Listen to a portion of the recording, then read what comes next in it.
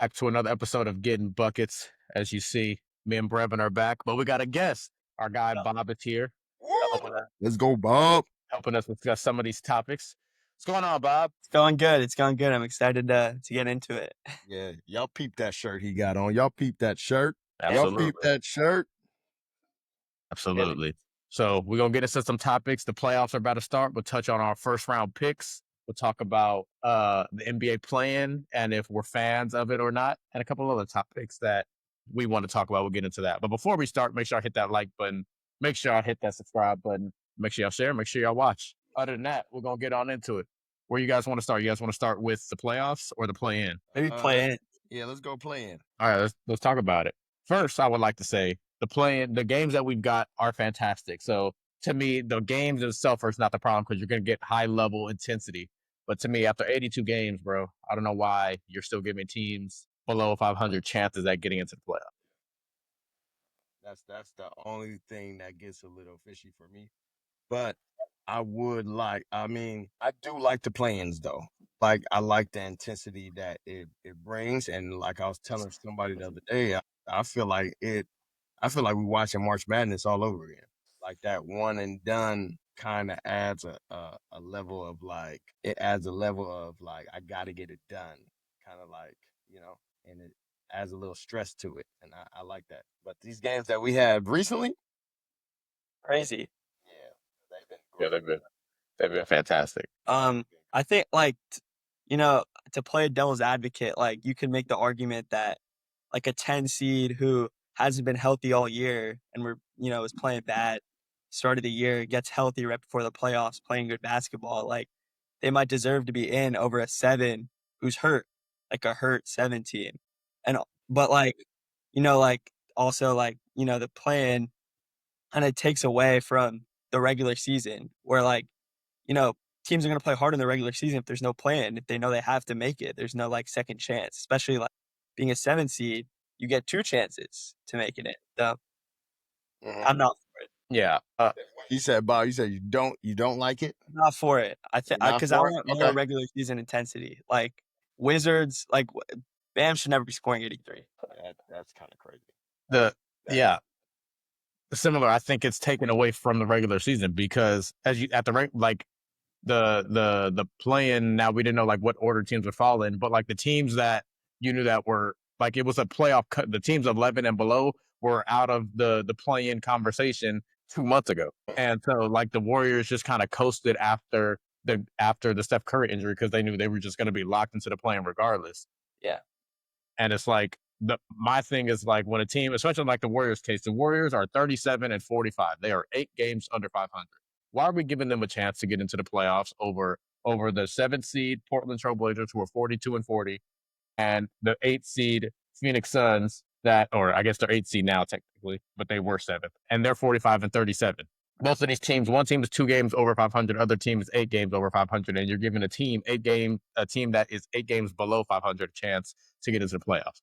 That don't make no sense. It makes zero sense. I could understand the 8th and 9th seed if there's a 1-game difference or they're tied and you want to play them because one team can have a better record or even a tied record.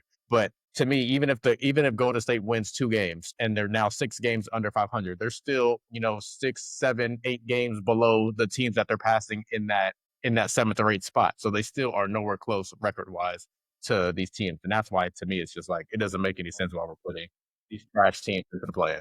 But if Golden State is to go far in the playoffs, would you not say they deserve to be there? No, they didn't deserve to be there. You had a regular season. That's what I'm saying. If the NBA just comes out and says the regular season doesn't matter, sure. But you had 82 games to prove that you were supposed to be in the playoffs regardless. Yeah, that definitely. Yeah, but I also just think that, yeah, you're 100% right. But I also think that, injuries play a big part of it. A lot of teams fall short because of injuries and aren't the same team unless they are healthy. Yeah, that's what I meant. Gets healthy right before the playoffs. If they're hurt all year, it's an entirely different team. Mm-hmm. Take the Warriors. They pulled off a feat that probably wouldn't have been seen 2 months ago. The way they play, yes. They still hella injured. Like not having Moody and not having Jimmy, they're still injured. Or even like the 76ers, them getting Paul George and Embiid back is like now has them looking like somebody who can be dangerous in the playoffs. So I mean, I get what you're saying, but I think it would be kind of unfair to penalize them because they are injured. But I mean, those are just a handful of, a few teams who are like that. And I feel like the NBA try to satisfy viewers by having those teams who they know that are good try to still make things interesting, if that makes sense. Well, the plan's around for money. It's because they're going to get great views. So I understand it from that point.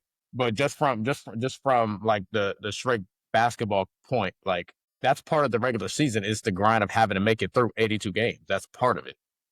So if you want to talk about that being part of it, while all these injuries are clicking up, and you don't want to change games or lower the amount of games because you're saying this is the way it's always been. Well, why are we rewarding teams that's part of the journey? Everybody gets hurt. How can you manage them? SGA got hurt for multiple games. They were able to manage. LeBron was hurt. AR was hurt. Lakers were able to manage.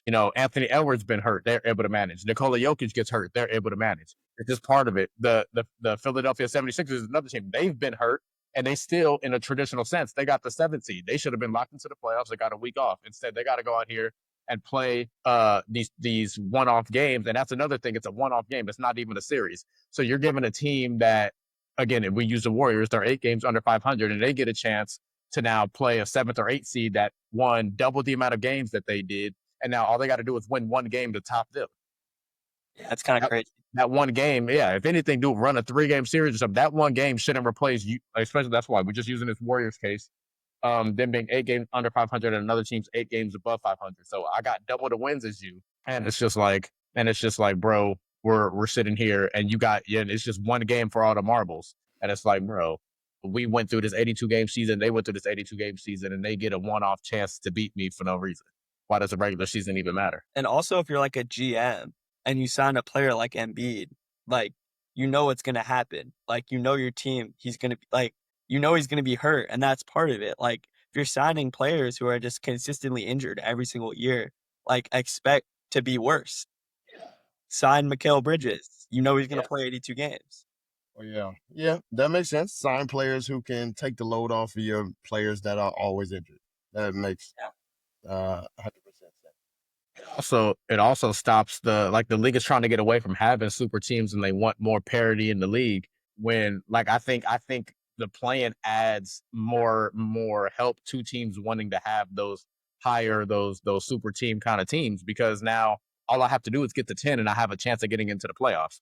If you have those big 3 kind of teams and somebody gets hurt now, and you have to be 8 or higher, it's like, ooh, this is gonna be this. If we can't endure this, we're gonna be out of the playoffs. Now it's just like, I can be 8 games out of 500 and still get a chance.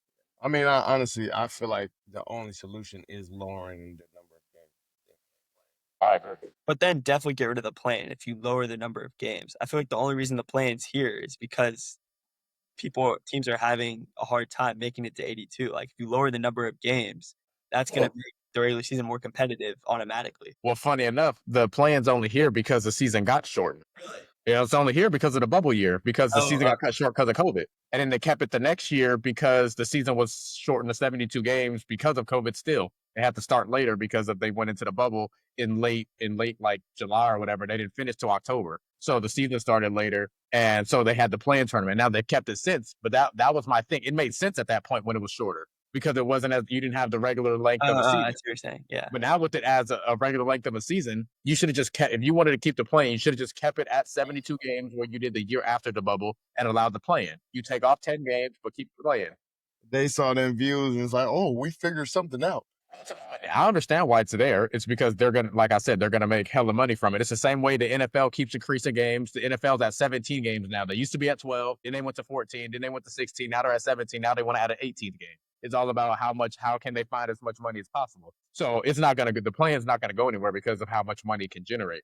But just from a basketball point, I just don't understand. To me, it doesn't make sense. If you're playing a full season to still give teams more chances to get into the playoffs, what are we playing a full season for? Lower the games then. But the games are fantastic. I won't complain about the games. Like, I don't mind watching them. They're fantastic games. Like what we saw with Charlotte and the Heat the other day. Okay. Ooh, what y'all thought about that play? You talk about Was it LaMelo? LaMelo Like tripping? when LaMelo? Mm-hmm. You talk about LaMelo and Bam? Yeah. It Oh looked yeah, pretty that was dirty. Looked pretty dirty. It was pretty dirty. dirty. Oh, it was dirty. We know it was dirty. Like, bro, Yeah. I don't remember what happened. Yeah, what was he like? He's like, I don't even know what a concussion is. Bro, yo, We, if we you know that was. knock it all. Yeah. Yeah, And this is the thing that gets me about the. Wait, go ahead, Brevin. Go ahead. I feel like it was a frustration type of thing too, because I feel like he got bumped on the play and was frustrated and was like, man, I'm about to take him out. He was definitely frustrated. But here's the thing that gets me, and then the NBA comes back the next day and gives him a flagrant 2 and a fine. What does the flagrant 2 do now? The game's over with. Can't eject it. Yeah, like you can't eject him now. Like, what does that do? If he was to get another one in the playoffs, he gets suspended, right? Well, this is technically actually I don't know. I don't know what I know so the text in the regular season is 16. I think it's 5 or 7 in the playoffs. I don't know what flagrant fouls are, but like yeah, I don't understand you giving the flagrant 2. And also even if we say that did count, these games technically don't count to anything. They don't keep the stats, they don't do anything. These games, once they're played, and we remember them as how a team either got into the playoffs or knocked out of the playoffs, but they actually don't matter, and they don't go down as playoff points. They don't go down as a regular season game. It's nothing. So it wouldn't even be counted towards the playoffs, even if they did add that towards him being suspended. So, Brad, you're in favor? You're in favor of the plan? You like it? All in all? Yeah, I like him. I like him, but I do think it sucks that we do have to play them and have a long season. Like I think it sucks that that teams are struggling because of the long season, and now we in turn have to have plans. Like if the seasons were shorter, like I would still love to see like a full team. Like I would have loved to still see a healthy Golden State in a playing game. Like I would love, but I mean I don't know. I love it. I do like it. I do like it because I feel like it also. But I also think a 3-game series would be great too. Or like a shorter series game, a shorter series will be nice as well. But I love like the March Madness feel. Or what they need to do, what they could do is instead of they should. I don't know why 7 or 8 is playing each other. Why are the 2 playoff teams playing I each other? know. Yeah. They should make 7 play 10 and 8 play 9. Crazy. Yeah, that's that. I agree on that. I definitely agree on that because you already make the playoff. Like that's a playoff seedings. Like if you want to do, like yeah, I agree. I agree with that. That's what I've been seeing as a lot of like comments. It's like if you can't win 2 games, blah blah blah blah, like you shouldn't be in the playoffs. And I'm like, well, the first game is against a team that technically made the playoffs, so it doesn't make no sense in why they're doing that. And then once you get to that second game, it's like it's March Madness. Like as you said, Brevin, it's March Madness. It's like anything can happen. You could have the 16-17 Golden State Warriors with Kevin Durant out there, and in one game they could possibly lose. But and it's also like you said, like you there's no reward for actually making the playoffs, from actually making the 8 seats that the playoffs are like. Yep. There's no reward. Like what is the point of playing hard all year and getting into the eighth or 7th seed, and I still have to like play to get into the playoffs? Yep, and that's why I think it's ruining the end of the regular season. Used to be great because teams are really like playing to not get 9th because you weren't making the playoffs. Now you feel like teams coasting. Like I feel like a lot of those teams in that bottom 4, the Clippers, the Warriors, the Blazers, and the Suns, they all kind of coasted at the end of the year. They weren't really pushing hard because they all knew that they were pretty much locked into that play-in. With about 7 to 10 games left, they kind of knew they were locked into the play-in, so they just kind of chilling there. It wouldn't have been no chilling had they had, you have to get to the 8th seed or not, or you're not making the play. I swear the Blazers have been coasting since like November. Like they were shooting for the play. They weren't even trying to make it up. Like they were like, let's just make the play. I think that's the kind of roster they got. Yeah, whack team build. Yeah, they have great like auxiliary pieces. They don't have the consistent firepower. Like Denny Advia played grit in the plane, and he even played grit all year. Grant, But good. you're not afraid of Denny Advia's, like, you don't think of him as a top tier talent. Good player, yes. Ooh, he was But cooking though. Lord have He mercy. was good. He was good in that He game. was cooking. he was cooking. But Absolutely. I'm excited. I'm definitely excited for that Draymond and Dylan Brooks matchup. Oh yeah. I Hey, can't I tell you wait. what, somebody getting thrown out of that game. I can't wait. Somebody getting thrown out of that game. We. All my money though, if they get nobody's scrapping in the NBA, but if they get down a scrap, all my money's on Draymond. Definitely. What did you say? All my money's on Draymond. Absolutely. All my money's Absolutely. on Draymond. My money been on Draymond since he put Jordan Poole on his ass. Y'all see that? Did you see the Anthony Davis and LeBron when they was messing with Draymond and they gave him that fake like agent meeting and all that stuff? He's like, I besides, didn't like, even $1 see million. it. But they I pranked him. Yeah. Yeah, I didn't see. I ain't watch it. He was about it. He funny. was about to go crazy on those actors in there. He's like, I'm gonna leave before I like punch you. Yeah, he was going. That dude right there was going crazy. Yeah, I think my money though on like when we talk about all the crash outs, when we take Dylan Brooks, Beef Stew, that dude's a crash out right there. Dude, Draymond. Who would y'all put your money on all the crash outs? Probably Beef Stew. Draymond, I think, bro. I think I got Draymond. yeah. I mean, It's not gonna be Draymond. Stewart big as hell, but I don't know if Isaiah Stewart is like that. I think he always ready to tussle. I think he actually got a screw loose, but I think his problem is he doesn't know how to control his anger, and I think Draymond will use that against. Yeah, Draymond just a different. Yeah, Draymond. It's Draymond a different animal. Draymond is he a certified crash out. Yeah, you gotta love him. He on your team, you gotta love him. You know what's crazy about Draymond? Like I said, most guys see red and just go. Like Draymond knows he's about to crash out, and he tries to hold himself until he just absolutely can't. Like you could see him trying to like in his mind, like Draymond, you got to chill. But he just knows he can't control himself when he gets to a certain point. He can't help it. He can't help it. But yeah, That'd be the funniest thing about Draymond. Desmond Baines a crash out. Hate him. short ass arms. Huh? Just short ass arms. You seen that? Oh my God. Rex arm. 5-inch arms. Isaiah Stewart. Who else a crash out? So boy name. We should do that. We should do a list of crash outs. Crash out bracket. Crash out bracket. And post it. It's good. We got to add some of the old crash outs. We got to put Dennis Rodman on there. Lord, Ron Artest. All time. That's who I'm taking. Ron Artest. Now that's who I'm taking all time. Ben Wallace. Man. Hey, I don't care. Over anybody, I am taking Ron Artest. Yeah, not Meta World Peace, Ron Artest. I'm taking him. That guy that ran up in them stands in Detroit in the Palace. Yeah, that guy. Yeah, that's the definition of a crash out. He's like the Thanos of the crash outs. Everybody else come like below him. He started this. Yeah. But yeah. All right. Well, while we're on it, who do y'all got in these final two play-ins for the final two play-in games for these 8 spots? So we got Orlando and Charlotte, and then you got the Suns and the Warriors. I think my money's on the Warriors. I'm taking Warriors over Suns strictly because they have Steph Curry. There is no other.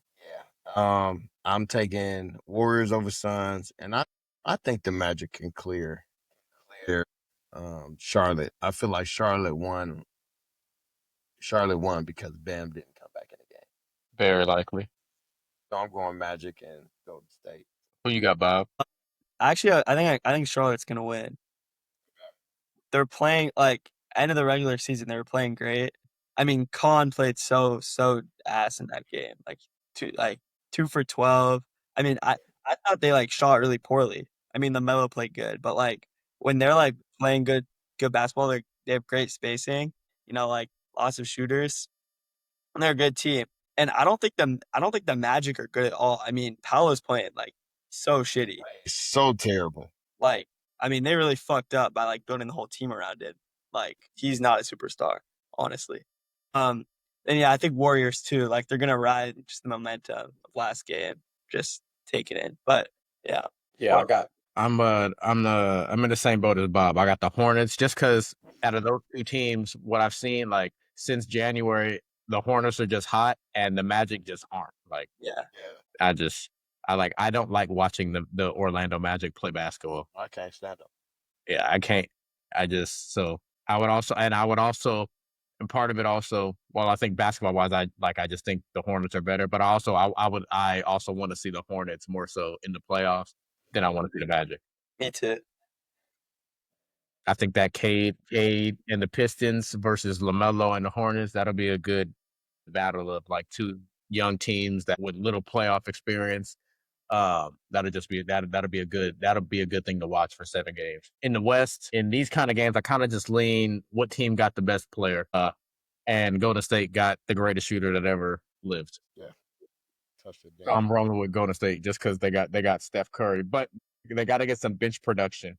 What they got last night against the Clippers was Al Horford was able to shoot the ball out of his mind. They're gonna need something. They're gonna need somebody from that bench to come alive. They also got Guy Santos. He came alive a little bit, and it was really good team effort. But that's what they're gonna need. They're gonna need somebody to come along with Steph, whether it's Porzingis, somebody. Al Horford is the reason why they. I mean, yes, Steph, but Al Horford. That man was shooting like he thought he was Steph. Those 3 threes Back to back. I'm like, and then Porzingis came. He did a little something, but Al Horford kept the candle lit for sure. Those 3, yeah. In that game, I'm gonna talk about in the recap. That game, yeah, Steph kept him in it just for what he did throughout the totality of that game. Draymond, what he did in that second half against Kawhi, and yes, those 3 threes back to back from Horford. Phenomenal. But you're right. It was a great team effort. Yeah, they needed everything that they got. Because again, like I said, Porzingis played pretty good. I'm pretty sure Guy Santos had like 20 as well. So they had a good team effort. But again, that's most of that is like Horford's a starter. I mean, not Horford. Porzingis is a starter. Steph's a starter. He's a starter. Santos is a starter. So they got to get some bench production. Yeah. So they got it from Horford. And they get to come off that bench to be serviceable for a night because that's what they're going to need. Somebody off that bench got to help, especially when Steph goes to that bench. That's when it really matters. Boy named Prajinsky. Yeah. They need him to produce. They need him because he's supposed to be the person who's open. You kick it to him and he hit that shot and he just couldn't find it. So I don't think he has another game like that. This would have been a very interesting, like the Golden State Warriors would have been very interesting in these playoffs if they had Jimmy Butler. If they were able to ultimately have a 7th seed, because I think with Jimmy Butler, they're not the 10th seed. I think they may be.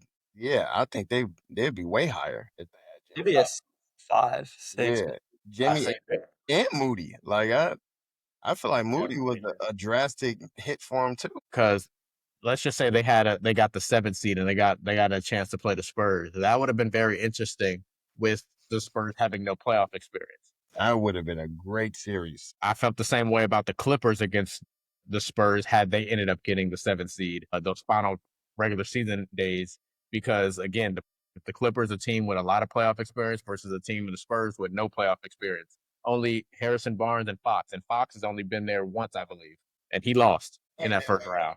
They lose.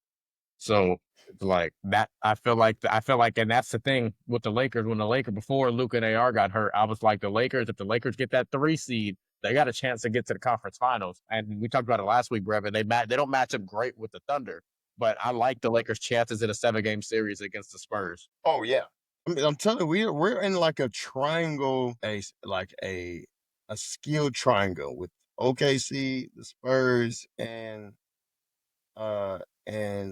the Lakers. Yeah. Like, we can beat the Spurs, but we can't beat OKC. The Spurs lose to us, but be tearing OKC up.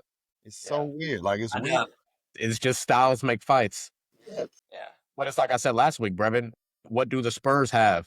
They got a center that can go and get it. That's where Oklahoma City struggles because they don't have bigs that can really just compete like that. That's why they went to. We talked about it last week. They went to 7 last year with the Nuggets. because they got Nikola Jokic. They used to have problems with the Lakers when they had Anthony Davis. When you got a big, that's their team is built around wings, and so is the current iteration of the Lakers, which is why I feel like the Lakers match up poorly against OKC. But when you got a big, if you got an Embiid, if you got a Wemby, if you got a Jokic, if you got an Anthony Davis, if you got one of those guys, I think that's the difference maker against a team like that. Size. You got to have big guys and size. That's why I think, and we talked about it last week again, but I think a Celtics and Oklahoma City matchup would be a fantastic 7-game series. Just No bigs in either of those teams. don't want to see Big the families. I just don't want to see the Celtics. I just don't.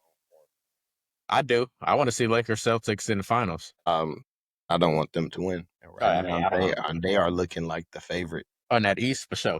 But while we're on it, let's just get on into it. So let's get to let's start with these playoff picks. Let's do the matchups that we know for certain so far. So we got let's start with the 2-7 in the West. Let's start in the Western Conference. 2-7 is Spurs Blazers. I have a feeling everybody will have the same answer, but what team you got winning and in how many games? Blazers 4.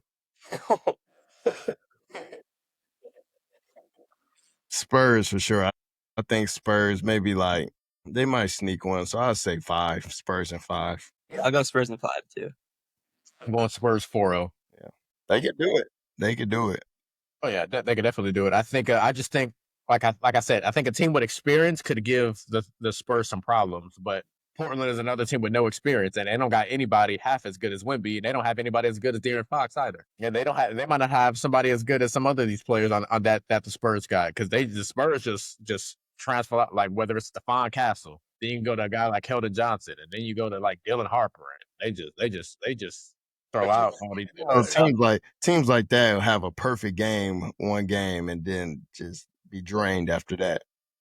Yeah. And here's the thing. Denny Advia, he can shoot, yes, but what does he like to do? Get to the rim. Well, he ain't going to the rim with Victor Wembanyama down there. Get to the Baja. But he ain't going down there with Victor Wembanyama down there. But that alien, nah, he ain't going to stay away from them. Okay. All right. So Spurs winning for sure. Yeah, so I got the Spurs in that one. In what is going to be a much more competitive series, Nuggets, Timberwolves. Who y'all got it out? I know who I want to win. I would love Timberwolves to win. I would love the Timberwolves to go. Remember, they beat them 2 years ago. Yeah, they did. Shoot, man, fuck it. I'm going to say Timberwolves in 6. Why? What do you think is the key for them winning that series? AE, simply AE.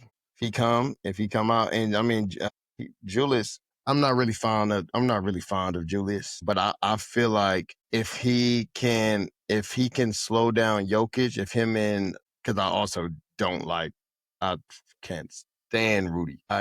He's probably my least favorite player in the league. Can't stand him. But I feel like if him and Julius can let everybody else beat him other than Jokic, because Murray's streaky, I feel like, especially this year, I feel like Murray's been very streaky this year. So I feel like if they can let everybody else beat them, then they're definitely going to win. All right. Bob. I got Nuggets in 7. I don't know what happens to Jamal Murray like every playoffs, but he turns it on like every like like that every playoffs. And even though I think Ant is better than Jamal Murray for sure, in the playoffs, Jamal plays for whatever reason he plays so good. So I think they kind of like nullify each other, take each other out. And then I just think Jokic is so much better than Rudy Gobert. So much. Lord have mercy. Nuggets have decent roles. Like Payne Watson's good. Cam Johnson, yeah, all right. I think it's a close series. Like they're pretty even, but I just think experience. I mean, they both have experience, but just Jokic again. I think the best player in the series in such a close skill gap. They take it. So I'm gonna go Nuggets in 7. Yeah, I can understand that. I think it's a very close series too. I'm going Wolves in 7. The key for me in the Wolves is Julius Randle, because you kind of spoke about it, Bob. I think Anthony Edwards is going to match the point production anyway that Nikola Jokic is going to bring. 100%. The question is, can Julius Randle match whatever Jamal Murray matches? That's the question to me, because if he can do that, I think the supporting cast around Ant-Man and Julius is better in totality than the supporting cast around Nikola Jokic and Jamal Murray. I think both teams have good supporting cast, but to me, and Aaron Gordon is fantastic. But when you can trot out a guy like Jaden McDaniels, you can trot out Ayo Dosunmu, you can trot out Dante DiVincenzo. You got guys that come out and go on heaters like a Bones Highland. You got all these kind of guys. You got Gobert, and I'm not the biggest fan of Gobert, but at least that's a body you can throw out there that is at least going to deter people in the paint and can at least put a body on Jokic. And when that comes down to it, like I said, a 7-game series, so it's really a pick 'em in my opinion. But the question is, can Julius Randle play high-level basketball for 4 out of the 5 games? Can he do that? Because I think if Julius Randle has 4 quality games, I think it's going to be hard unless Jamal Murray just goes bonkers, which we know he's capable of. I think it's going to be hard to beat the Timberwolves if they can get adequate play from Julius Randle. Because I think you know what you're going to get from Jokic and you know what you're going to get from Ant-Man. The question is, what are you going to get on a consistent basis from Jamal Murray and Julius Randle? Because Jamal Murray's probably going to have one game where he's on a terrific heater. He's probably have just another game where he's at his normal 20 to 25. And then now after that, how many games can you keep him at his average or below his average in terms of how many shots he's going to get? It's one thing if he gets 25, but it takes him 25 shots to do it. It's another thing if he gets 25 and he only shot the ball 9, 10 times. Now you're in for a long night.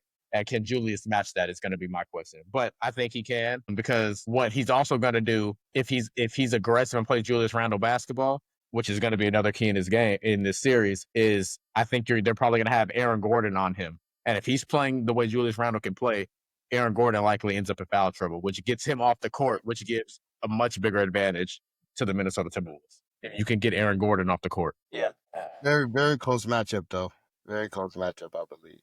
2 good teams. Oh, yeah, two fantastic teams. It can go either way. Yeah. Wait, so Bob, what do you think is the biggest key for the Nuggets in that series? Well, I mean, it's pretty obvious. Like, you got to stop Ant. Yeah. If Ant's at his best when he's like distributing too, because like you have to double him on the perimeter, and like that opens up just even Gobert down low. Like it's gonna open things up, and also like for whatever reason this year Jokic has looked really tired in games. I don't know what it is, but like he needs to be running up and down. I don't know. Some of the games later in the season he didn't play as many minutes, so hopefully like he's resting, he's feeling good. But remember, he got hurt, so he missed a month. Like yeah. his jump run, his offensive game, his scoring anyway. The assists didn't leave, the rebounds didn't leave, but the scoring, he wasn't scoring at the same clip he was before the injury. And yes, I agree. He also looked tired after that injury. So it's going to be very interesting. But that's the thing. But that's the thing, and that's another reason why I think you have to make Jokic work. Gobert's not going to make him work. That's another thing Julius Randle can do, is make Nikola Jokic work. Because like I said, I think they're going to start Aaron Gordon on it. But if he can get past Aaron Gordon, that's gonna you got to make Nikola Jokic have to come over and play defense. Because not only is he not a great defender or a great shot blocker, but that makes him more tired on the other end if you force him to play defense. So that's always, if I'm playing them, that's always in my mind. It's like I'm trying to make Jokic play defense no matter what it is. And that's where Naz Reid can be big in that as well. I mean, the Thunder is so many good like role players, and not even role players, like just a good players. Like Dosunmu, like whether he starts or if he's off bench, like it's a good guard, and like just a really good team. It's gonna be so close. Yeah, this gonna be, and it's a team. It's both teams got a lot of playoff experience. Obviously, one team's the champion. The other team has been to back-to-back Western Conference Finals. So the team or both teams know how to get far in the playoffs, and they know what it takes to win on this stage. So it's going to be a fantastic series. And I think it's going to be a chess match. It's also going to come down to what the head coaches can do, who outsmarts the other. Because it's going to be like whatever. It's going to be a consistent, like obviously everybody comes in with a game 1 game plan, and it changes from game to game. But I think this is going to be one where it's like it's going to be a lot of different changes from each game to each game to each game. From game 1 to game 2, it's going to be a significant change for both teams. A lot of adjustments and so on. For sure. A lot of adjustment. Yeah. So I got the Wolves. Brevin got the Wolves. Bob has the Nuggets. So see how that series goes. The other series that we know is happening is Lakers and Rockets. How do you guys see that series going? We'll start with You want me to talk as a fan, or you want me to talk like realistic? Man, so realistically, we don't have Luka. We don't have AR. A lot to put on LeBron, but I never count my Lakers out. But realistically, we are going to lose. We are going to lose, but Fan side, we going 7. Fair enough. Rockets in 7. You mean Lakers? You mean Lakers in 7? Lakers or Rockets? No, I'm saying Rockets. I think we're gonna lose, but Gotcha. it may not even be 7. Because I also feel like I don't think we need to try and go deep in the playoffs this year. I feel like we know our skills, we know our strengths, we know our weaknesses, and I feel like we prepare for next year, especially not going into the playoffs healthy. It's no need to rush our injured players and get them out there to try and win a championship that we already know is sealed. I don't think this is one that we. Of course, we're gonna compete, but I don't think this is one that we are gonna be so hell high and trying to win. What you think, Bob? Like, it really sucks because the Lakers were playing so good before Luka got hurt and Reeves got hurt. Like that. Sorry, Bob. Sorry, but if we have Luka and AR, Yeah. we win in 5. Win in 5. Sorry, go ahead, Bob. No, you're good. Yeah. That last 15 games before Luka got hurt, like, Lakers were playing so good, and like it really looked good. But then, like, as soon as Luka and Reeves went down, you realize like how kind of shitty this team is. Like Jake LaRavia starting, like Jared Vanderbilt. We're playing Bronny for significant like minutes. If LeBron can't play 45 minutes a game, and who do you bring in? Like, realistically, our number one scoring option when LeBron goes out is like Rui with this team. And Rui's developed a lot, like especially this season. He can shoot now, which came out of nowhere. But I don't see how even on defense we can stop KD, Şengün, like Asar Thompson, like or Amen Thompson. I think from a fan perspective, like I want to see it go 7, but there's no way we even push it that far. I don't know how LeBron's even going to be like running in a game 7 after playing so many minutes, and it's too much to put on him. So I'm going to say like Rockets in 5. I want to start by saying this: the Rockets should win this series. Absolutely, they should definitely win this series. But here's what I will say: apparently there is a chance. Not that AR is coming back, but there's a chance that the Don is back in this series, probably around game 4. Game 5. So here to me is what the series hangs on. I believe LeBron can get you 1 game without Luka and AR. Yeah, probably. I think LeBron can get you a game. The next question is, can you win another game as a team? Can you win a game as a team? And the final question is, can you also get a game in there somewhere where you get a surprise heater, whether it's a DeAndre Ayton 25 and 10, whether it's a Rui Hachimura 25, whether it's a Luke Kennard, 5 of 8 from the 3-point line and a couple more scores. Can you get something like that? And what's also imperative in this series for the Lakers, because I'm not going to talk much on the Rockets because the Rockets should win this series with everybody the Lakers are missing. For the Lakers, you get the first 2 games at home. You got to win at least 1. You got to win at least 1, and you got to win at least 1 on the road. If you can go and come back to LA with a series tied 2-2, LeBron can bring you home with or without the Don. The question is, can you get back? If you come back to game 5 down 3-0, or God forbid you're swept, obviously you ain't got a chance.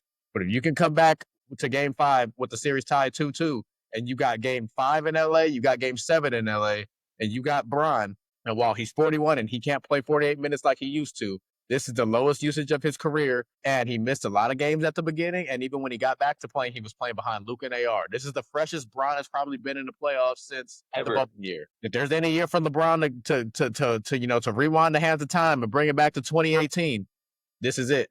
He can do it right now. You would prefer it, LeBron, be able to save this kind of energy for later in the playoffs, whether it's a conference finals, whether it's a possible finals. But without Luka and AR, he ain't got no chance. But if you could bring the series back to LA for a game 5, and you have a possible game 7 at home and a game 5 at home, I think Bron can bring you home. But can you get there? That's the question for me. Will, the Lakers beat the Rockets twice this year, right? They beat them, twice this year. Yeah, and I remember thinking, like, in those games, the Rockets didn't, like, they're nothing special. Like, they're good. They got KD, but, like, they're not making it past the next round regardless. But, like, I think, like, if they don't, even, like, it's kind of the first game. Like, the Lakers have to win the first game. Like, to win the first game, but they have to win one of the 2 at home. For sure. But winning the first game is, like, lot of momentum. Winning the first game allows you to breathe for the second game, because even if you lose, you already got one at home. Yeah, true. Losing game one just means if they lose game one, you're going to see LeBron's best game in game two. If they lose game one, Bron's best game will be game two. But that's the question for me is I think KD's going to be Kevin Durant. I'm not really worried. Ahmed Thompson is got the key. Ahmed Thompson is going to get Draymond Green and Russell Westbrook treatment. I'm not guarding him at the 3-point line. He's going to stand wide open. If the Lakers lose because Ahmed Thompson makes 5 threes in a game, I'm gonna clap and I'm gonna go and shake his hand when the series. We'll live with that. I'm living with that. What I'm not going to allow is Kevin Durant to go for 35, 40, 45 on a consistent basis. Nah. Kevin Durant, but he's the most efficient, consistent scorer we've ever had in the NBA. He's going to get his 25 probably. But you got to make sure everybody else, like I said, Ahmed Thompson, I'm not guarding him at the 3-point line. Goon, I'm making him do all of he wants to do a bunch of moves, and a lot of times he don't go nowhere. Yeah. I'm not the biggest fan of Senguns. And they don't have the best consistent shooting out there. So as long as you can keep the others in check, similar to what they did when they played him in the regular season was they blitzed Kevin Durant. The Rockets are going to be ready for that, because they're not going to just continue to keep losing while you blitz Kevin Durant. But what I would say is I would make sure everybody else gets nothing. If Kevin Durant goes for 35, let's say he goes for anywhere between 25 to 30 in the series, that's his average, but everybody else is not scoring the ball, the Lakers are going to win. Who's going to have their best chance at winning? Who's going to guard it? You're probably going to start. I don't know what the starting lineup's going to be without Luke and AR. I don't know who's going to be in there, but I would say Marcus Smart would be there. But he can't guard KD though. Luke Kennard will probably start. It depends on how the Rockets are going to start this thing. I don't mind Marcus guarding him at the 3-point line. The problem is once he gets in the paint, now you got to have Rui or somebody on him. But that's the thing about the playoffs, is do or die. So you're going to have the best defensive plan. You're going to see Vando. You might see Vando in a starting lineup in this series. Yeah, just to guard KD. Just to guard KD. Like, who knows what it's going to be? Or Smith. You're going to see all these different kind of things. And you mentioned Bronny. Bronny been playing good basketball, and the thing he's gotten a lot better from last year, and I'm a fan of Bronny. I felt like he was always going to grow, but what he does do, like he's a guy that kind of just like he just makes plays happen. He just kind of mucks things up, and in the playoff series where you don't have your 2 top leading scorers, you're going to need guys like that. You're going to need Marcus Smart to have the plays, the random plays he makes, the Bronny random plays. You're just going to need everybody to kind of muck up stuff. You're going to need Jared Vanderbilt to have the offensive rebounds he gets. So all this is going to be a chess match. But I think if there was a team the Lakers wanted to face without Luka and AR, it was the Houston Rockets. I felt like if they were playing the Timberwolves, it would have been a sweep. For sure. So with that said, I do believe the Rockets should win this series, and I think they should win it in 5 games. They should. I do think the Lakers have a chance. If the Lakers can somehow get to Game 5 that's my thing. If the Lakers can get to Game 5 with the series tied, they got a chance. Is Van Vliet playing? No. He's out? He's done? Yep. He's done all season. But this is what I'm saying. The Lakers, this is the thing. They don't need, they need, I think Bron's going to be Bron for the most part. You're just going to need somebody, like I said, I think Bron can get you a game by himself, as I mentioned. And now for the rest of them, you just need somebody else to step up for one of the first 4 games. You're going to need to just, whether it's, like I said, DA needs to have a monster 25 and 12, or you need Rui to shoot out of his mind, or Jake to shoot out of his mind, or Luke to shoot out of his mind. That's all. You're going to need somebody to come to the party. You can do that. You got a good chance. Because I think Bron can win you 2 out of 3, especially 2 out of 3 at home. I think he can do that. I think he's got enough energy. And we've seen it since Luka and AR got hurt. LeBron has played as the LeBron that we've known for, the first 20 to 21 years of his career. But the question is, how long can he do it for? Before that, and that was the thing that made LeBron so great. When you go back, when you think about 2018, or you just think about 2020 to like 2012 to 2020, you knew Bron could play 48 minutes if he needed to and look like not tired at all. Yeah. I don't believe he can do that now. I think he could play 40 minutes and still give you good energy, but I don't think he can't play 48, and nor should he at 41. So you can but what I would do also, anytime Kevin Durant's on the floor, LeBron's on the floor. I'm matching their minutes. Because LeBron can control the pace better than anybody that's ever lived in the history of basketball. When it talks about controlling pace, I'm taking Bron all day. And so I'm not going to allow Kevin Durant to go on a quick 7-0, 8-0 blitz while Bron's on the bench. I'm matching LeBron and Kevin Durant's minutes. That's what I would do. As long as Kevin Durant's sitting, Bron is sitting. But as long as Kevin Durant's on the floor, Bron's got to be on the floor. That team's gonna suck though without Braun on the floor. Yep. But here's the thing: the Rockets also suck without Kevin Durant on the floor. Yeah. And that's why it's a perfect situation if you are the Lakers, because again, the Rockets should win just because this is the team that they've pretty much had all year. But everything that you kind of need to get over the hump when you don't have your top two guys is the Rockets are that team. So you got everything, because they don't play well when Kevin Durant's off the floor, but they're phenomenal when Kevin Durant is getting it off the muscle. But what we've seen is that when Kevin Durant can't go and get buckets, the rest of the team hasn't been able to fill out and help him out. So there's a lot of keys to the Lakers having some kind of chance in this. And you might just switch it up. One night, I might just maybe you do allow Kevin Durant to have a crazy night, but you stop everybody else. He might have 35, but you stop everybody else and you got a chance at winning. And then one night, you might just say, F it. Kevin Durant's getting nothing tonight. Let's see if Ahmed Thompson, Sengun, and the rest of them can beat him. And you switch it up for 4, and all you got to do is find a way to win 4. And like I said, if you get the Don, and this is talking about if you don't have the Don. There's a chance that everybody's saying the Don can be back for possibly game 4, because the way the schedule is, the Lakers have like 2 games off in between game 1. They play Saturday, they don't play again until Tuesday, and then after that, I don't think they play again until Friday, and then after that, I don't think they play again until Sunday or Monday. So they have all this time. So there's only 3 games in that first week. And they were saying it wasn't as serious as they was making it out. Supposedly it wasn't like a grade 2 sprain. Oh, well, so the earliest part of the timeline they said was 3 weeks. This is the third. Is this the 3rd week since his injury, or the 2nd week? This is the 2nd week, right? Yeah. So he got hurt on a Thursday. So next Thursday would be exactly 3 weeks. So if that's the earliest timeline that they say that he could possibly be back, next Thursday would be we would have played 2 games. You played game 1 and 2. So let's say he's out. So let's say he's out again on Friday for game 3, and they play again either Sunday or Monday. That's 3.5 weeks, almost 4 weeks. So now you can start having a legitimate answer of if he's going to get back in the series or not. I think AR is out the whole time, but they're saying there is a chance that the Don is back. Yeah, so how y'all feel about what I just said? Yeah, it was April 7th. No, hold on. Sorry. April 7th, I believe. Yeah, April 7th is when we played them. No. I think that was the second game. April 2nd. Yeah. So yeah, that was the 3rd. So yeah, this is exactly 2 weeks. So next Thursday will be exactly 3 weeks. That'll be right after game 2. But I would say that's exactly 3 weeks. I'd say he misses the first 3 games. That takes you to Sunday or Monday. That gives you about 3.5, 4 weeks. If they're down, if he is going to come back, that's about where you get him. Yeah. If they're down 3-0, there's no way he comes back. No, if he's there for that, no point. I wouldn't bring him back unless, like I said, I'm not bringing him back unless we have. If it's not like, if it's not like 2-2. Or like if he's planning to play game 4, if it's 3-0, I'm not bringing it back. If it's obviously if we're up 2-1, I'm gonna give him another game.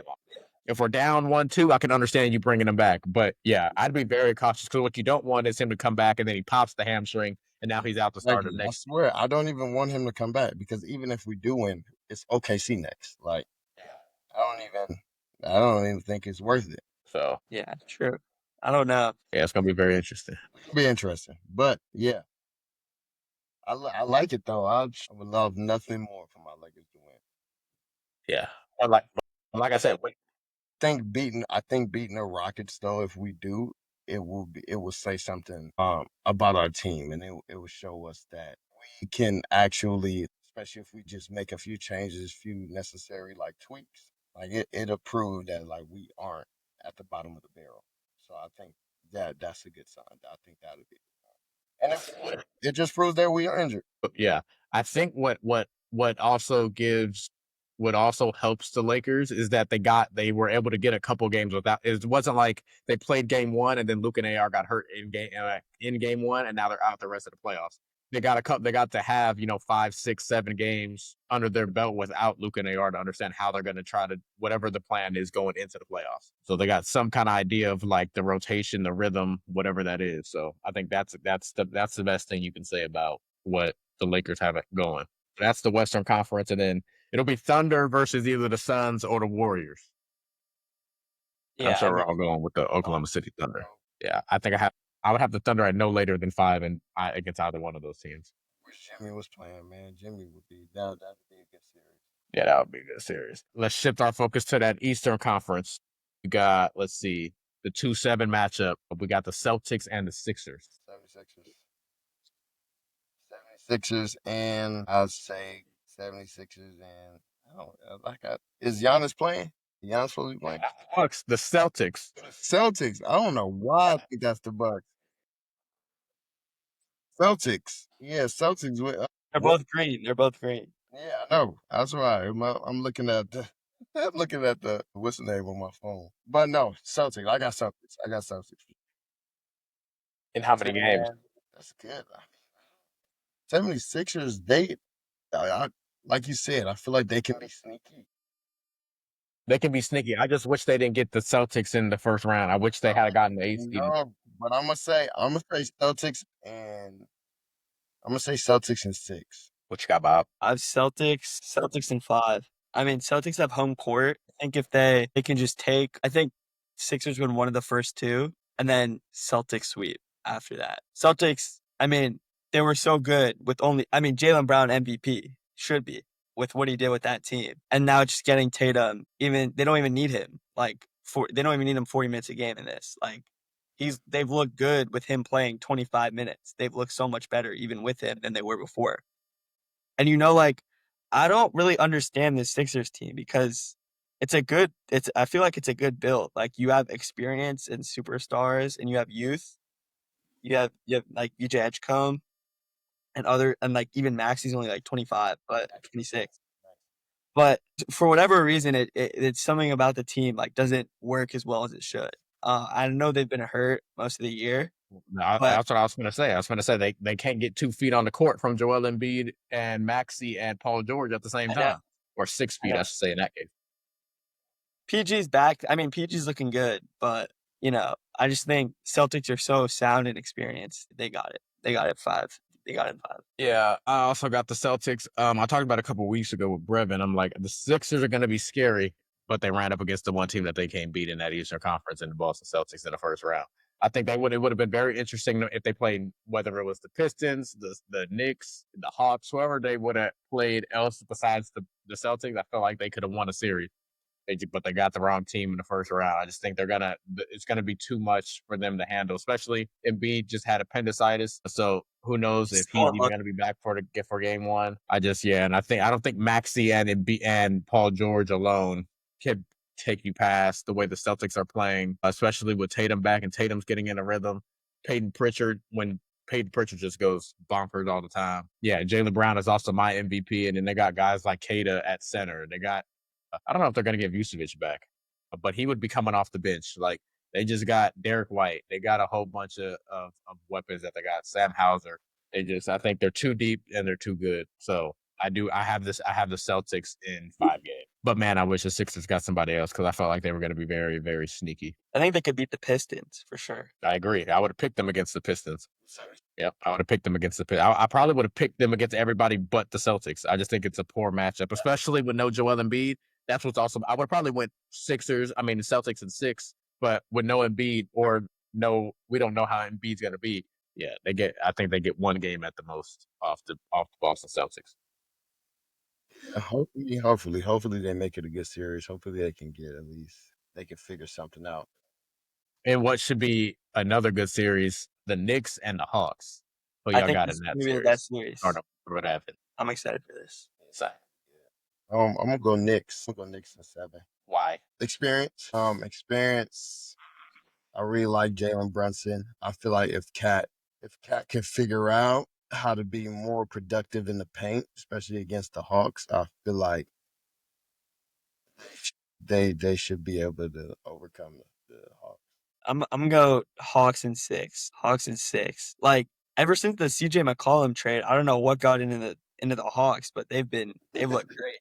Like, seriously, Jalen Johnson, Nickeil Alexander-Walker. Like, I think it's a scary team. They have good guards. They have some good small forwards. And honestly, the Knicks haven't looked good really all season. They haven't really looked to me like they did the last couple years. When 2 years ago, I thought it could have been their year with that with that first Brunson cat year when they made that deep run. Last year they looked good too, but for whatever reason this year they haven't looked the same to me. I don't know whether it's like it's Cat been a little less productive, and like I think actually they made like the Jose Alvarado trade. I'm not sure how much it did for them. I mean, he's another scrub off the bench, but honestly, but I think the Hawks, who are playing really good right now, I think they could. I think that if they win the first two, like it could even be in 5 and 4 at Yeah. home. I think the Hawks are a scary team, so I'm gonna go Hawks in 6. I like where your head's at, but I got the Knicks in 5. I'm not the biggest believer in the Knicks,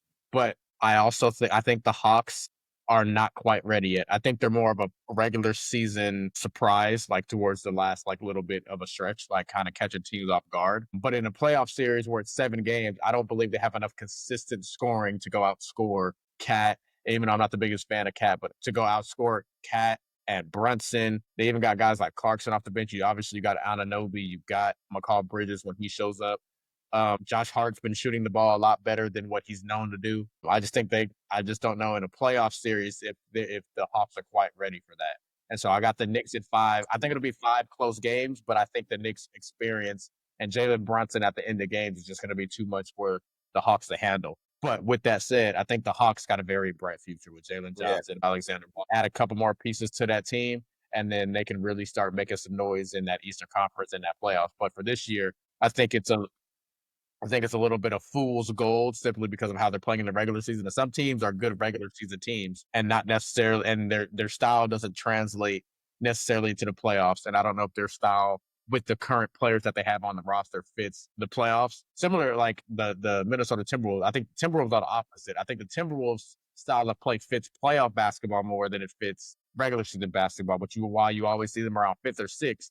But in the last 2 years, they end up finding a way into the Western Conference Finals each year. So that's how I see it for the Hawks. But I do think their future is very bright.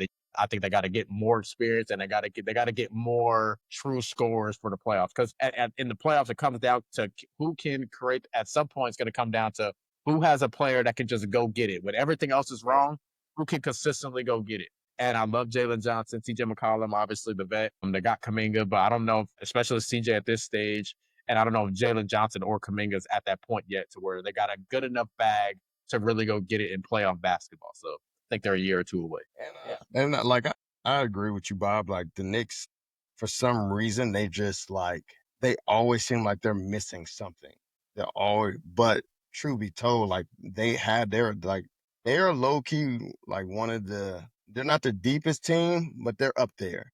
They aren't dead last either. Like they're probably like maybe like the middle of the barrel of like deep teams. Like they have a lot of pieces, and I mean they're third for a reason. Yeah. Yeah, they do like they play games and they lose games that they should win. But I just feel like it'll be a lot, especially for a Hawks team that's like never been, or that's not never been, but like hasn't been to the playoffs in a long time. I feel like it's gonna be a lot to overcome. But Disappointed. Yeah. Sorry. no, you get it. I think they're gonna fight though. I definitely think they're gonna fight. I'm a little disappointed Trae Young isn't on the Hawks anymore because it would have been good to see like a Trae Young Knicks series. But yeah, I mean, I think the Hawks are like an exciting young team, so maybe they can just ride that wave.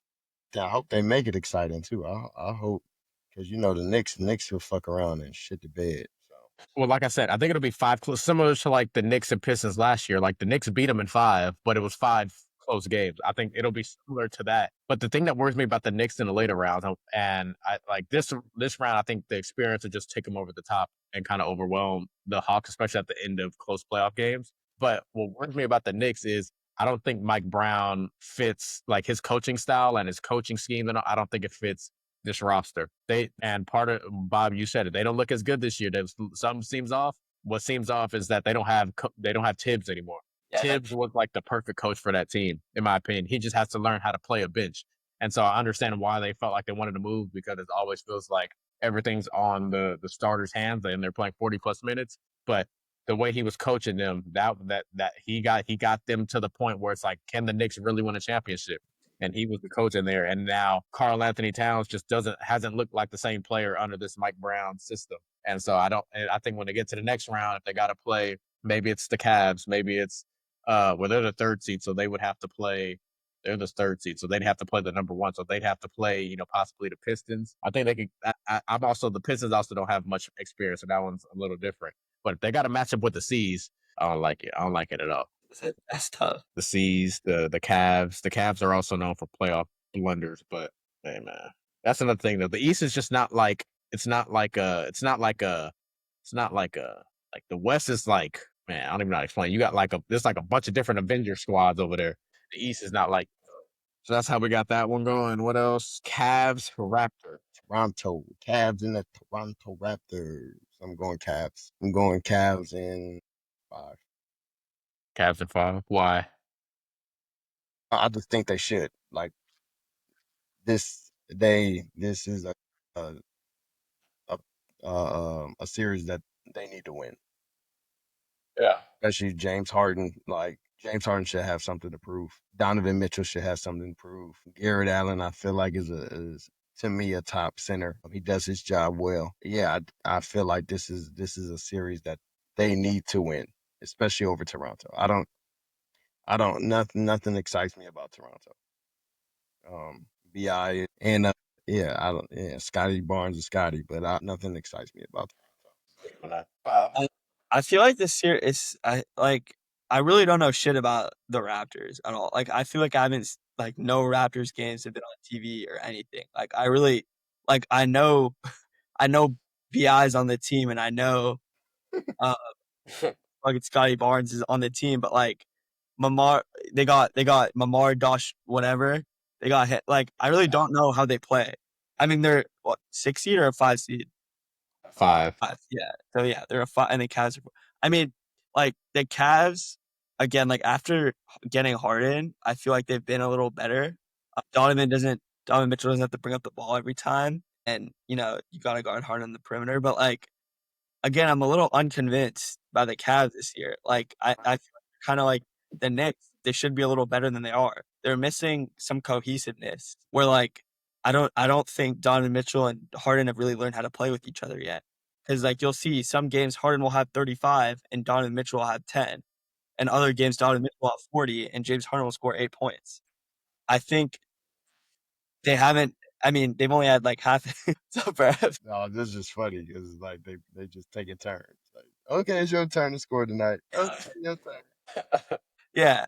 So yeah, I'm a little unconvinced, but like I think the Raptors could steal 2 or 3 games, especially in Toronto. Like no one wants to play in Toronto. You see like Drake front row, Drake and a bunch of like Canadian, people from the six, whatever. So yeah, I'm gonna go Cavs in 6. I'm gonna go Cavs 6. Yeah, I got the Cavs in like 5 because I just think they should beat them. I just think they're just better from top to bottom than Toronto. So if they lose, there's a real problem. But here's the reason that I feel like the Cavs have still been stagnant over the last 2 or 3 years, and nobody mentions it. At some point, Evan Mobley's got to become that guy that he was supposed to be. He's underachieving. At some point, bro, he was like the second or third pick of the draft. At some point, bro, you got to be that guy. I understand you've been an all-star, you've got a defensive, but bro, at some point, you got to like in the playoffs. The reason you have to go get Harden is because Evan Mobley isn't good enough to just go get it off the muscle. So I got to go help him. I need a guard that can get him the ball. James Harden is that. But bro, seems so complacent. Like yeah, bro, like be a twin tower. Like yeah. It frustrates me. Like yeah, you have that's the thing. Jared Allen go like take over. Like And that's the thing, bro. It's just like at some point, like when you're selected to be that guy, at some point you got to be that guy or the team can't get to where it needs to be. And he hasn't taken that next step. And it's not saying that Evan Mobley is bad or anything like that. He's an all-star caliber player. But the Cavs expected him the way he started his rookie year and started his second year. You're like, oh, at some point Evan Mobley's going to be an all NBA player. And right now you just like, this is just, it feels like he's been in the same player for the last 4 or 5 years. And it's like, bro, you got to start expanding your game and becoming who they think you could be. Similar to Ben Simmons. Like you could like every year it was like, okay, we could see Ben Simmons and you started with his rookie year, which really wasn't a rookie year. And then you get to the second year and it's like, okay, when is the evolution going to come? and the evolution never came. And this is what I'm getting from Evan Mobley. I don't know when the evolution. It seems like the evolution is never going to come, because I feel like by now he was going to be a 20. By now he should have been a 23, 24 a night scorer and still been the all-world defender that he is, because he's still an all-world defender. But at some point, you got to be that guy offensively too, because you're supposed to be really the plan really should be, and what they're hoping for is that it's Donovan Mitchell and Mobley, and Harden can fit in as like that point guard, that third, and just give you, if Harden gives us 30, great. But all we really need is that 17 to 20, 21, and he's gonna give us that 8 to 10 assists on a nightly basis. But he's got to give you more, because Evan Mobley is not producing what he's supposed to be doing. It's a good ass team. Like, it's a good team. Oh yeah, Like, 4 of those 4 starters are like absolutely. legit. And then you have like Max Strus who can like shoot. It's a solid team. Evan Mobley feels a little bit to me like Brandon Miller. Like, I feel like Brandon Miller is so complete as a scorer, like 3 levels. He can shoot, he can drive, he has a midi. But like, I don't know what it is. He just can't take that next step. Like, I feel like he's been hard stuck at like the 21 a game. I want to see him score like 30, because I think he's capable of it. He's a really good. I think Brandon Miller's on the wrong team. I think Brandon Miller shouldn't be with LaMelo. He shouldn't be with like they have all these guards. They have Kobe White now. He shouldn't be there. Brandon Miller should be on a team like he needs to be on a team that needs guard production, and a team that just needs some more oomph. Like a team, like if you go now, I don't know how him and Hero fit, but if you hit like, I picture him with a guy like Bam. You put him with a guy like Bam and just let Brandon Miller go rock out. That's what he needs. Now I don't know how him and Tyler gonna fit, but just like that kind of team, let him go and rock out and really be that guy. If it was like him and Denny Ottavia, that would work. They got Dame obviously coming back, but just don't those kind of fit. So I feel like that's the problem with him. Evan Mobley is like, I feel like he's in a fantastic situation, all that stuff. If you were, and we're just not seeing the evolution. Think about where Aaron Gordon was 5-6 years ago, and think about where his game has expanded to now. A lot. Like Evan Mobley, that was supposed to be Evan Mobley's evolution into this thing. Like, bro, you're supposed to go be that guy. And Aaron Gordon's at a point now. Aaron Gordon could, if they didn't have Jamal Murray, I feel like Aaron Gordon would be averaging 22, 23 if they didn't have Jamal Murray. For sure. And like, this is where Evan Mobley was supposed to be, and he's just not reaching that potential. He's just not doing it. So like, imagine if instead of Evan Mobley on that team, they had, let's see, what's a like a hybrid wing kind of big that's kind of been that guy. Even, let's just say, and this guy is hurt all the time, but imagine how good that team would be if they had Zion instead of Evan Mobley. Yeah. It's just like, you need a guy that can go and get it, because that was he was supposed to be. Like, he's just hasn't been that guy, man. I don't know. And I felt like he has all the talent to do it, and he just hasn't been that guy. And the last game is the Pistons and either the Magic or the Hornets. I'd probably go with the Pistons over either one of those teams, but I do think the Hornets make it interesting if the Hornets are the team that happens to win this play-in game. I do too. I think it's close. Then a one play-in should be. All in agreement there. All right, now let's get into something interesting. And it's funny because y'all don't even know what the list is. Nick Wright gave his top 10 guards of all time. Guards. So it includes point guards, it includes shooting guards. To me, there's a quite an obvious guy missing, but let's just start. He starts and he put them in order. This was his order. 1, Michael Jordan. 2, Magic Johnson. 3, Kobe Bryant. 4, Jerry West. 5, Isaiah Thomas. 6, Oscar Robertson. 7, Dwayne Wade. 8, Shea. 9, CP3, and 10, Bob Cousy. Now I just gave you that list. That's his top 10 guards of all time. There's anybody missing to you guys? John Stockton is Stephen Curry. That's the one. How the hell is Steph Curry not on your top 10 guard? It's Steph Curry. At the moment, you don't see Steph. I don't even care. I don't even want to talk about the rest of the list. You can't name, kind of the conversation. I don't think you can name 10 players better than Steph all time. Where is Curry all time? Steph? Oh, that mic. For having that mic. Where is Steph Curry? Why? What are we doing? I mean, I was a little pleased. I thought it was going to be Kobe. I was a little pleased that at least Kobe is on there. Of course. Well, the way they've been treating his name, putting dirt on his name, I wouldn't be surprised if they didn't. Yeah, I was low-key disrespecting Kobe last night. Huh? I said Kobe's not top 5 all time. Take his 5 is one of them. Take his face. Just Brev, I have a question for you. Draw over his face. Brev, Magic or Steph? I'm sorry. It's just so different. Like, I get why people say Magic. I get why people, because he could play every position. He was a true point guard. Hey, man, Ball. all that. The reason they still stay Magic is people hate change. Same way everybody still says Michael Jordan. That's not taking anything away from Michael Jordan. Steph There's been an evolution. Curry has And if Michael Jordan's literally still here, that's fine. changed. There's Kobe has arrived. LeBron has arrived. It's okay to accept all the greatness. Steph Curry is the greatest point guard of all time. Steph Curry has literally changed the game. It is Steph Curry and everyone else. And also part of that thing is that the Magic Johnson archetype, the exact way he did it, it does not fit. It really only fits. It does not fit in the era it does not mesh really after his era. And you can talk about the 80s and the 90s. After that, his position doesn't really fit. Once you start getting to about 2002, 2003, and you see the evolution of that big wing come in, and you see the Kobe's, the Fitz's, the T-Max, and then the hybrid guard starts coming in with the guys like Gilbert Arenas and Stephon Marbury. The point, like John Kemp. It kind of like you couldn't have just that point guard. You had a couple obviously still there. You still had CP3 came in the league and J Kidd and Steve Nash. But for the most part, but as like I said, as that time kind of started turning, and even Chris Paul was a guy, if he really needed to, could go get you 25 if he wanted to. But as time started to change, you needed a guy that could go get it. And it was great. If the guy could still pass the ball, fantastic. As a guy like Darren Williams, 20 and 10. That Magic, and that's why Steph in any era. Yeah, I don't even get how you could put Chris Paul before Steph. Now, if we talking about assist artists and we just talking about like passing, okay. You can't put that entire look outside of the, like I said, and people are going to argue Magic and Steph, and I understand that. That's fine. The first three was MJ, Magic, and Kobe. Outside of that, there is nobody you can put ahead of Steph Curry from the guard position. Magic. He had Jerry West at 4. I'm taking Steph Curry. Isaiah Thomas at 5. I'm taking Steph Curry. He had Oscar at 6. Fantastic. Triple doubles back in when they was playing with 6 teams. I'm taking Steph Curry. Dwayne Wade, love the Flash. 06 in Miami. Fantastic. Again, like it's just so it's hard. Like the gravitational pull. There's people, they literally guard Steph Curry from half court. Literally got multiple shots in his playing game last night because 2 dudes ran to Steph Curry at half court. And they had guys wide open on the backside because they ran to Steph Curry at half court.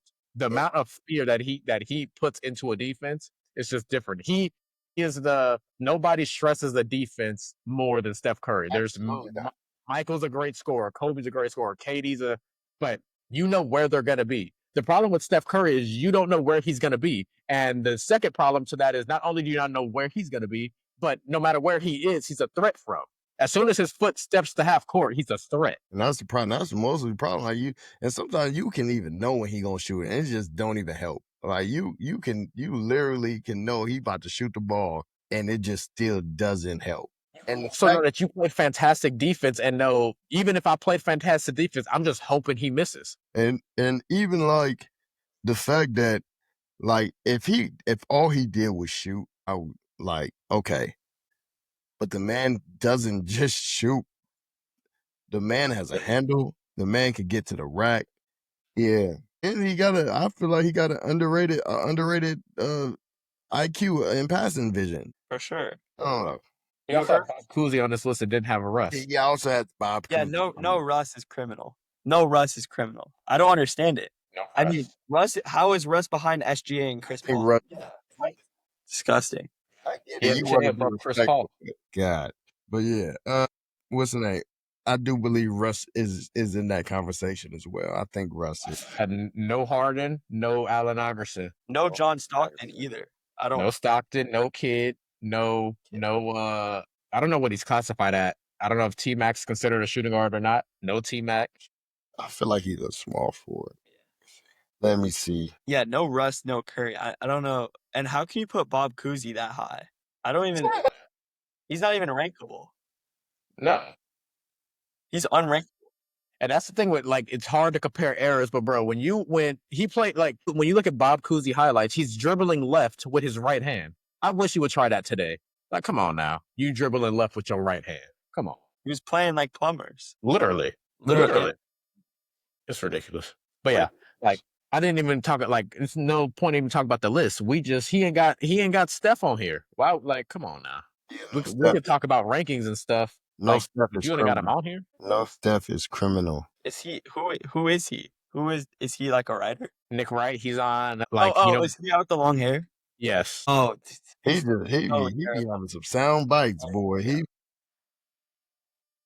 You know the QB pyramid or the QB mountain? Yes. You seen that? Bro. I can't. I just saw him say something today. I What'd he can't. say? I can't.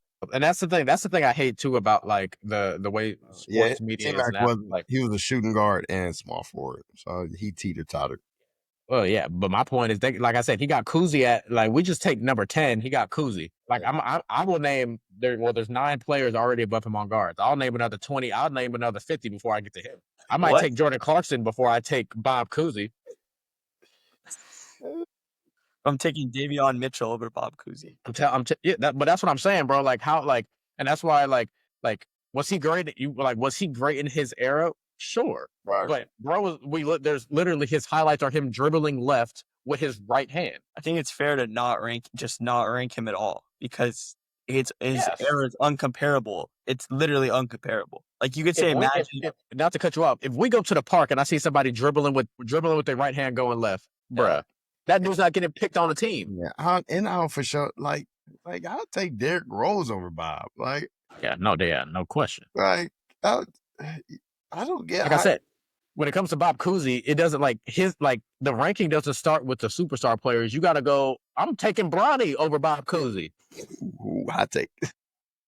Ain't no hot take. Bronny will put Bob Cousy in his prime versus Bronny. Put high school Bronny against Bob Cousy. Let's see what happens. Or even but and I still pre-cardiac Bronny was something else. Pre-cardiac Bronny. Thing like I said, if you dribbling left with your right hand or you dribbling come on, bro, because that means you really have. We talk about Jaylen Brown don't have a left and all this.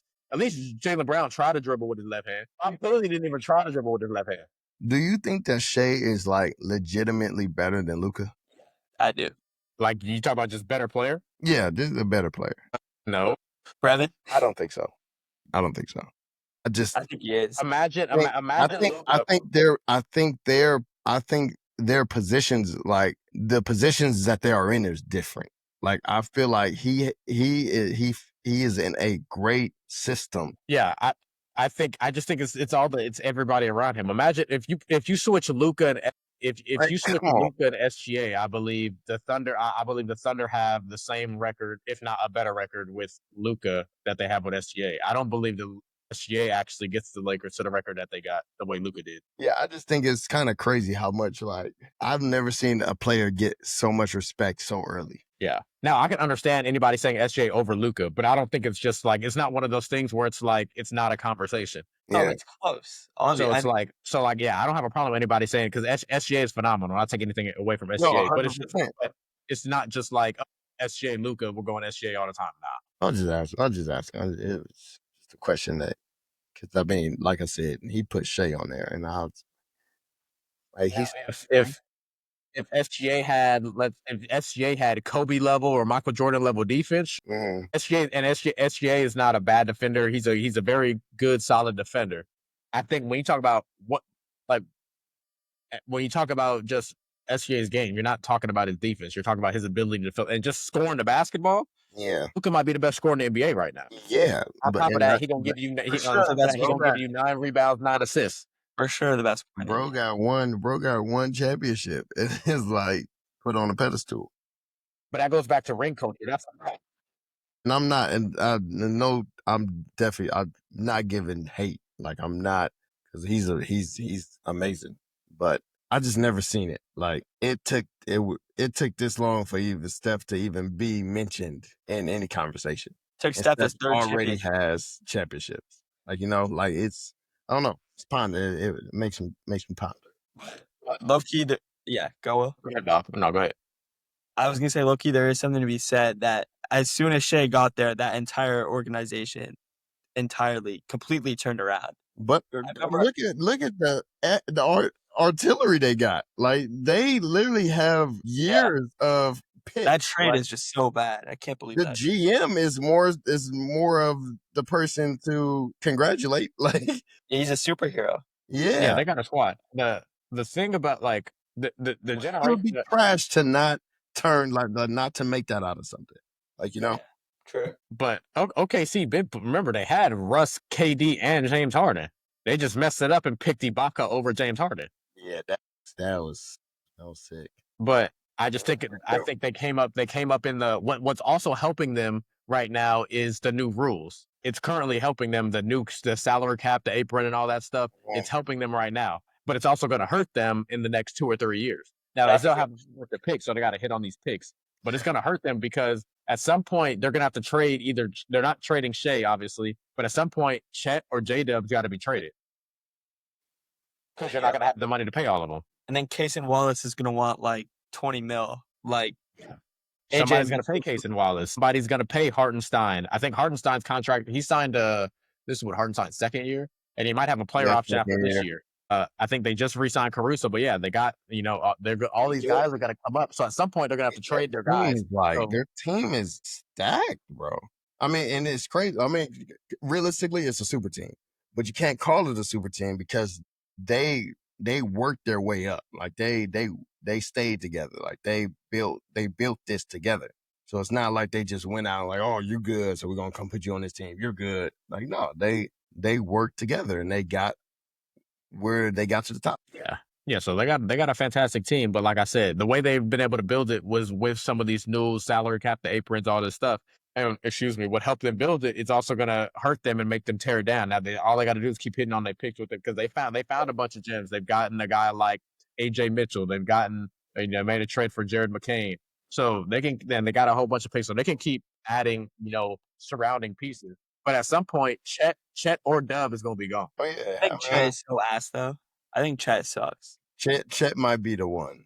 I'm also not a fan of Chet. But here's the thing, though. It's a much easier to find, and this is not like I don't want to sound like it's much easier to find a guy like J-Dub than it is to find a center that can space the floor, block shots, all that kind of stuff. It's much easier to do that. But shit, nowadays that's the way the league going anyway. So I mean, I'm sure eventually somebody gonna come up, and sure they'll find one soon. So I mean, I'm sure it wouldn't be that hard because I mean that's just the way the league going. Like centers are learning how to shoot, power forwards are learning like the game is becoming positionless. So. Yeah, but here's the thing: they're also in the West, and you know who's gonna be around for the next 10 years? That dude down there in San Antonio. Wait, because he ain't going nowhere. Did you hear? Are you like hip to like the little beef they got? Wemby try to kill that man every time they on the court. Oh my God!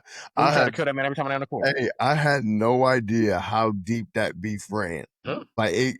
When they were like 17, like playing against each other. Shet and him and Shet do not like each other. But that's what I'm saying. That's why you got to keep and similar to Shaq, people used to have 4 or 5 centers on their roster just because you needed fouls for Shaq.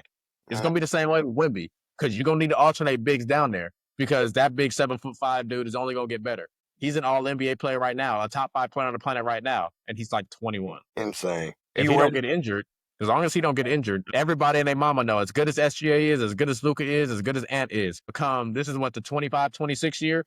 Let's say 20, not next year, which will be 26, 27. Come 27, 28. From that point on, everybody better try and get their rings now. Yeah, you better you got this year, next year. After that, Wemby is going to be unanimous the best player in the world for the next 10 years after that, as long as he don't get injured. He might be the best player who ever played the game. But yeah, there ain't nothing to do with him. That's what I'm saying. Some people are just gifted things from God. Like LeBron was gifted everything but a hairline from God. Some people are just blessed with the ability. Like some people are just given everything. Like, yes, we're going to give you everything possible to be the best basketball player that's ever lived. Wemby got the same thing. We're going to give you 7'5" with the ability to handle the ball, with the ability to move like a gazelle, with the ability to shoot and all that stuff. Because most guys that big are like Boban. They can't move. They're slow. Well, he didn't make Wemby slow. He gave Wemby the ability to move. Wemby the ability to do literally everything. That's what I'm saying. So he give everybody gets something. LeBron got everything but a hairline. Wemby got everything but health right now. As long as he can stay healthy, he gonna be fine. I'm just worried. But I feel like that. I feel like Wemby got blessed with his height and was like, I'm gonna do something with it. I feel like watching what he does for his body and watching I've never seen a 7-footer be able to do the splits. No, but that's what I'm saying. Bro, That's just God given. but I mean, he does work too, though. Like that's Of course he works, but there's a bunch of other 7'5" dudes that work, but their body just can't do what his body can do. Like Bol is low-key the closest thing we've seen to a Wemby like guy who can do everything, and he was out of the league in like a year. Like, yeah. I feel bad for. I feel like he was on the wrong team. They did not give him an was opportunity. he on the Nuggets? He was on. Is he on the Nuggets now, or is he's Now out? he's in China or something. But Yeah, now he's not in the Nah, he NBA. was on the. I know he was on the Suns for a while, for a little bit. But that's the thing, bro. That's the thing. Yeah, Some Yeah, he people was just on lack the it. Nuggets. And it was the Nuggets. Yeah. Some but no things. Steph is crazy on the list. No Steph is crazy. Yeah, back to that list. Yeah, no Steph. No Steph is ridiculous. But with that said, we're gonna hit y'all with this last topic. Is Steph Curry officially a top 5 player of all time? Because it ain't crazy to say that. That's not crazy. It's not ridiculous. Nah. It's not ridiculous. It's not Nah. ridiculous. And I feel like it's a conversation out of. I feel like he deserves to be in that. He deserves to be talked about. Like he deserves to be. He Like, is. I feel like it's a lot of people who's done less and still talked about. Like you know, I think he might be 6. what? He's 4th for me all time. He's 4th. So you have Magic behind him. Yeah, Magic's not in my 5. Is Kareem? Where's Kareem? Kareem's also not in my 5. It's hard for me to judge those dudes. My 5th is Shaq. I don't mind that. That's not crazy. I go. Yes, my 3 is Kobe, Mike, Bron in any order, and then 4th I go Steph, and 5th I got Shaq. I mean, that's a hard lineup to me. That's hard to even fight against. Like that's 5. Wait, I have a question. Where do you guys have Tim Duncan? I know it's slightly off topic, but Somewhere between 6 and 10. yeah, that's what I was gonna say. Top 10. you don't know how good Tim Duncan was. So that's my 5. I probably have the next 5 probably consists of, in my preference, I have Kevin Durant probably in there. I probably have Tim Duncan in there. Bill Russell? Again, I can't. It's just hard. I don't know how to I kind of leave. I put Kareem in there. I don't really go past. Kareem is like he got drafted like 69, but I don't really talk about like Will Russell. I don't even know how to talk about that. So I go, but yeah, Kareem. I'd say Kareem's in that 6 to 10. I have Kareem, probably Duncan, Durant somewhere in there, Olajuwon in there, and I think when his career is done, I think my 10th is probably going to be Giannis. Jokic is also going to have a conversation in there, but for me, if you notice on my list, pretty much everybody in there play pretty damn good defense. So I'm a big fan of defense. Mm-hmm. And Giannis got 2 MVPs and a Defensive Player of the Year, And a defensive and the player. same amount of chips as Nikola Jokic. I think I literally have like the same 5. Steph is 5 for me. I got Shaq at 4. 10. Tim Duncan is definitely in my top 10, along with Kareem. I don't have Russell Westbrook in my top 10 though, but I have KD. I have Tim Duncan. I have 2 more spots. Damn, I'm trying to remember who I said. You got 2 more spots. You had your first, so you had that first 5, and then you said KD, Duncan, Tim Duncan, and Kareem. Kareem. Oh yeah, I'm pretty much. I'm Magic, and I got. Honestly, I think when I save my spot for a young player. I think when it's all said and done, I honestly feel like Jokic is going to be on there. Yeah. So like I said I had Giannis. I think when his career is done, I'll have him on there. But for now, I'll have Magic in there as well. So Magic will be in that 10. And honorable mention, just because I love him, D-Wade. My top 10. I have LeBron. I have LeBron 1. I just can't get behind any Jordan 1 argument. But LeBron 1, Jordan 2. I actually have Kareem at 3. I hate your picks already. I don't need it. I hate him. I hate your list. Hate it? I hate your list, Bob. You hate the list? Bob, I hate your list. I'll just play it. Go. I'm not playing, but go. You're good, bro. Yeah, I have Kareem 3, Magic 4, and then I have this is where it gets kind of hard, but Steph. Yeah, I've probably Steph. I think I have Steph 5 or Kobe 5 for me, and then Steph 6, and then and then Shaq 7. I just feel like Shaq needed. What are you basing this off of? I just think impact, total impact. And I Tim, and yeah. Wait, so you had You had Kobe 5, Steph 6. You had Duncan. Who else? I had Shaq 7, Duncan 8. And then I love Russ. I really love Russ so much. And Russ Westbrook. So I put Russ 10 just because he's not quite 9. Someone who I think is underrated, who could crack a top 10 is Kawhi. Yes. I think Kawhi being the 2 Finals MVPs, 2 MVPs, and carrying a team and consistently being a top 10 player in basketball for 15 years and having the He best. has no actual MVPs, two Finals MVPs. Yeah, 2 Finals MVPs. And being having his best year, being the first. You see that he was the first player in NBA history to average the most points after year 14. I think that speaks to how complete he is. Even when his body slowed down, he's still able to find ways to score 28 a game. So I have Kawhi 9 and then Russ 10. So who didn't you put in there? Well, I'm gonna be honest with you. I think Jokic and Giannis already passed Russ. Yeah, I mean, there's arguments to be made. I just think Russ being a 6'1" point guard, averaging a triple-double twice. I know he has like 6'3", 6'4". He ain't that small. 6'3", 6'4". Best rebounding point guard ever. Yeah. Sure. I can agree with you. I just wish it led to a championship. Yeah, me too. Did the Lakers beat them that one year? In the bubble? Absolutely. No. Sorry. 2013, 14 with Harden, Russ, KD. Did the Lakers beat them in the playoffs? 2014, they were already gone. That was 2012, they went to the finals. Right. And then the next year, 2013. 2013 was the year Kobe tore his Achilles. They got swept by the Spurs in the playoffs. I think the Mavericks beat them one year too. That would have been 2011. I didn't even think about Dirk. The Lakers beat them in 2010, I believe. But I don't know. I don't think Harden was a young. Well, he was drafted, so Harden would have been there. But yeah, they were super young, so they beat them in 2010. 2010. They beat them in 2010. 2011, the Lakers lost to the Mavs. 2011, they lost to the Mavs. The 2012. Mavs, right? Oh, they might have lost to they might have lost to OKC or Denver. No, it was OKC. It was OKC. They lost to OKC. Yeah, they lost to OKC. Yeah, I wish that team won. They would have had they stayed together. They picked, but I was saying that's the thing of no way, not like if that team had been, let's say they were all those guys were 3 years younger, and that team was around in 2015. There's no way they trade James Harden instead of Ibaka. But at the time, they were like, hey, you need a big, you need this, and so they trade James Harden. And you look back on it, and it's just like, man, obviously we made the wrong choice. Surge, especially because what you got back wasn't great. They got back Kevin Martin, probably a couple draft picks, but nothing crazy. You don't get back. You trade James Harden, and goes on to be the MVP of the league. And it wasn't like you traded he was just 6th man of the year. Like you had seen, you saw the progression coming, and you still decided to go with Ibaka over him. So that's the situation that they're in.